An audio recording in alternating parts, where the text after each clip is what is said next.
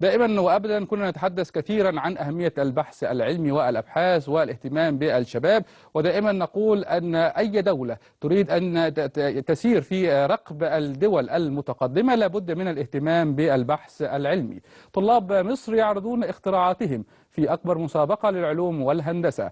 بدأ اليوم مقر المدينة الطلابية بالسادس من أكتوبر الإعداد لمعرض أكبر مسابقة للعلوم والهندسة في العالم للمرحلة قبل الجامعية، بحضور عدد من الطلاب من المحافظات المختلفة لعرض أفكارهم واختراعاتهم.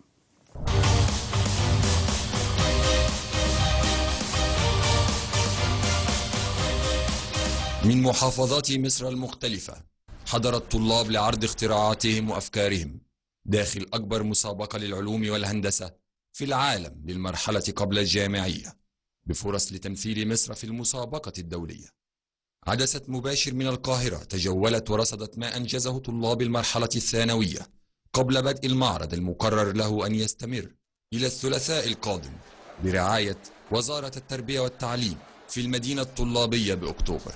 فها هو الطالب هاني قد توصل لجهاز يعتمد على موجات فوق صوتية لفض الشغب دون خسائر في الأرواح، مؤكدا أن أحد رجال الأعمال قد حصل على تصميمه وبحوزته الآن في الصين. هي موجات فوق صوتية لا تسمع، لأن التردد بتاعها بيعتبر يساوي صفر، لكن الشدة بتاعتها هي اللي بتبقى عالية، بتستهدف الأوتار السمعية، بتعمل حالة تشنج بسيطة للجسم، بيقدر منه إن هو يفقد توازنه، نقدر إن احنا نتحكم فيه لو هو بيعمل أي تصرف خارج عن القانون، نقدر إن احنا نحده عن التصرف ده. محافظة القليوبية كان لها نصيب من طلاب صمموا مشروعا يحول أضرار المصانع إلى فوائد للقضاء على أمراض تضر بالعمال والمحيطين بمصانعهم. اولا المشروع دوت الغازات اللي احنا شغالين عليها ده الكربون مونوكسيد او ثاني اكسيد الكربون او اكسيد الكربون، وشغالين على الامونيا. الغازات ديت اكتر غازات سامه خارجه من المصنع، احنا نحاول نستفيد منها. العمال بالمصنع او الناس اللي ساكنه حوالين المصنع بيتسببوا بمرض الكانسر، وفي الاراضي الزراعيه حوالين المصنع تلف في الاراضي الزراعيه. نستخدم اللي هي كالسيوم هيدروكسيد، ونستخدم الصوديوم هيدروكسيد والكالسيوم اوكسيد، مواد متوفره جدا وهنفعلها مع الغازات الطالعه ديت. الغازات هتتفاعل معاها في غرفه التفاعل اللي هي هنا ديت، فهتتفاعل معاها وتنزل في دي وتنزل على هيئه بودر. البودر ده بيستخدم في مجالات عده في الصناعه وفي اللحام. المياه وما نعانيه من فقدها وارتفاع تكلفه انشاء محطات التحليه كان له حلا رائعا على يد طالبين من الجيزه. واحنا التيم وورك بتاعنا اشتغلنا على بحث جديد في تحليه المياه، تطوير تقنيات تحليه المياه.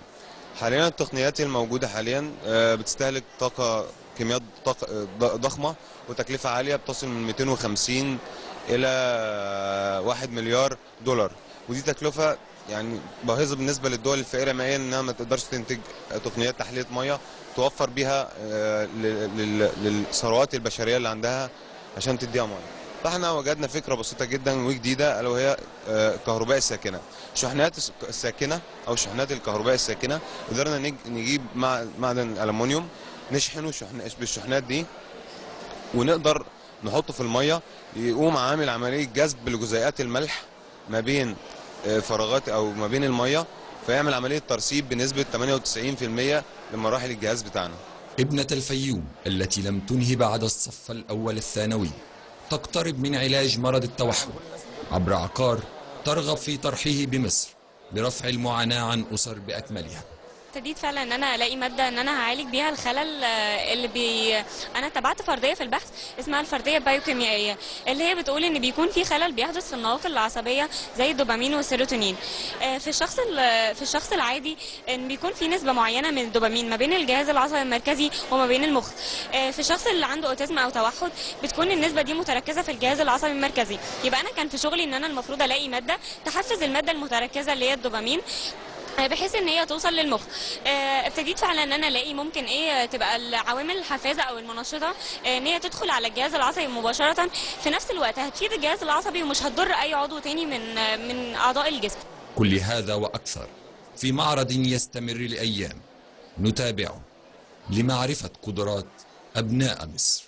انت احلى بكره، رساله طلاب مصر الى العالم اجمع بانهم اصحاب افكار واختراعات تستحق الالتفات، ورساله الى الداخل والمسؤولين بضروره الرعايه والاهتمام. من داخل المدينه الطلابيه باكتوبر كنت معكم احمد متولي، شبكه رؤيا الاعلاميه خاص لقناه ازهري.